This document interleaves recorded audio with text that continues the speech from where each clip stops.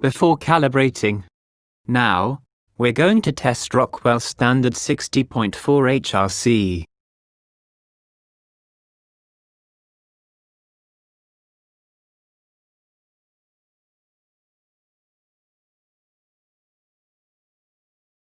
So you can see the inaccurate result. Calibrating. Use the screwdriver to make the screw still. Use the wrench to rotate the nut.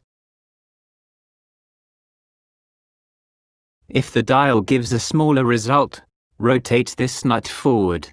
If giving a bigger result, rotate it backward.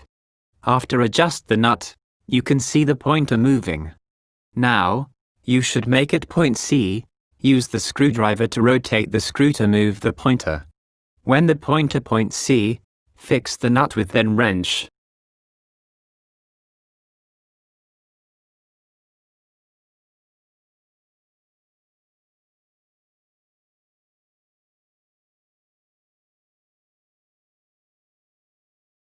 Completed. After calibrating.